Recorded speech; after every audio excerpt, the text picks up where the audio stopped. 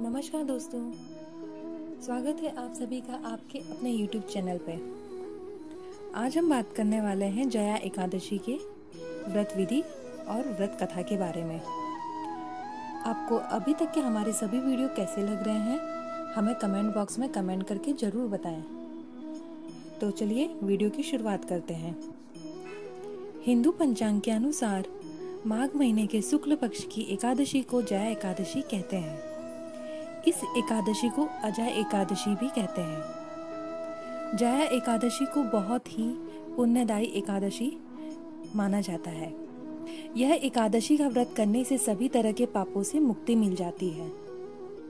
हमारे शास्त्रों के अनुसार इस एकादशी का व्रत करने से मनुष्य को भूत, प्रेत, पिशाच ये सबसे मुक्ति मिल जाती है।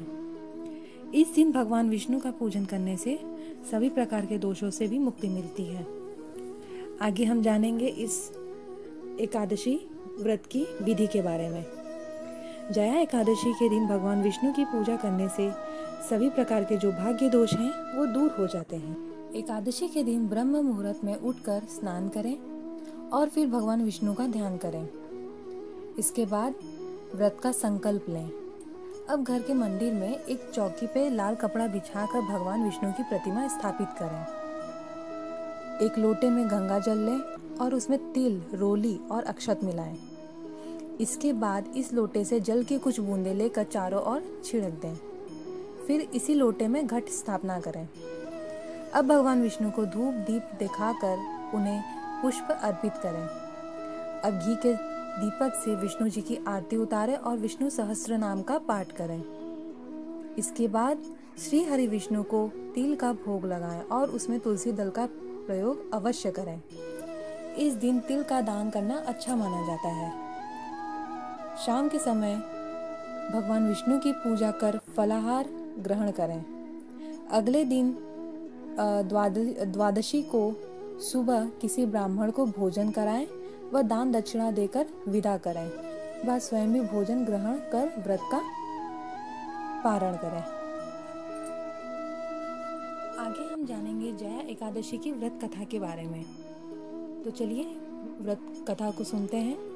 पद्म पुराण में वर्णित कथा के अनुसार देवराज इंद्र स्वर्ग में राज करते थे और अन्य सब देवगण सुखपूर्वक स्वर्ग में रहते थे। एक समय इंद्र अपनी इच्छा अनुसार नंदन वन में अप्सराओं के साथ विहार कर रहे थे और गंधर्व गाना गा रहे थे। उन गंधर्वों में प्रसिद्ध पुष्पदंत तथा उसकी कन्या पुष्पवंती और चित्रसेन तथा उसकी स्त्री मालिनी भी उपस्थित थे। साथ ही मालिनी का पुत्र पुष्पवान और उसका पुत्र माल्यवान भी उपस्थित थे। पुष्पवती गंधर्व कन्या माल्यवान को देखकर उस पर मोहित हो गई और माल्यवान पर काम बाण चलाने लगी। उसने अपने रूप, लावण्य और हाव भाव से माल्यवान को अपने वश में कर लिया। वह पुष्पवती अत्यंत सुंदर थी। अब वे इंद्र को प्रसन्न करने के लिए गाना गाने लगे, परंतु परस्पर मोहित हो जाने के कारण उनका चित्त भ्रमित हो गया। इनके ठीक प्रकार न गाने तथा स्वर ताल ठीक नहीं होने से इंद्र इनके प्रेम को समझ गए और उन्होंने इसमें अपना अपमान समझकर उनको श्राप दे दिया। इंद्र ने कहा, हे मूर्खों, तुमने मेरी आज्ञा का उल्लंघन किया है, इसलिए तुम्हारा धिक्कार है। अब तुम दोनों स्त्री पुरुष के रूप में मृत्यु लोक में जाकर पिशाच रूप धारण करो और अपने कर्म का फल भोगो।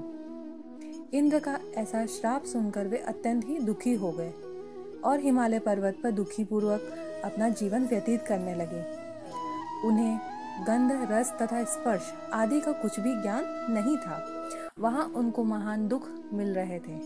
उन्हें एक क्षण के लिए भी निद्रा नहीं आती थी। उस जगह पर अत्यंत ही शीत थी। इससे उनके रोंगटे खड़े रहते और मारे शीत के दांत बजते रहते। एक दिन पिशाच ने अपनी स्त्री से कहा, पिछले जन्म में हमने ऐसे कौन से पाप किए थे जिससे हमको यह दुखदायी पिशाच योनि प्राप्त हुई है। इस पिशाच योनि से तो नरक के दुख सहना ही उत्तम है। अतः हमें किसी भी प्रकार का पाप नहीं करना चाहिए। इस प्रकार विचार करते हुए वे अपनी जीवन व्यतीत कर रहे थे। दैव्य योग से तभी माघ मास में शुक्ल पक्ष की जया नामक एकादशी आई। उस दिन उन्होंने कुछ भी भोजन नहीं किया और न कोई पाप कर्म ही किया, केवल फल फूल खाकर ही दिन व्यतीत किया। मास और रात्रि के जागरण से दूसरे दिन प्रभात होते ही उनकी पिशाच योनि छूट गई। अत्यंत सुंदर गंधर्व और अप्सरा की देह धारण कर सुंदर वस्त्राभूषणों से अलंकृत होकर उन्होंने सर्वलोक को प्रस्थान किया।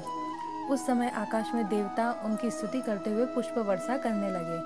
स्वर्ग लोक में जाकर इन दोनों ने देवराज इंद्र को प्रणाम किया। इंद्र उनको पहले रूप में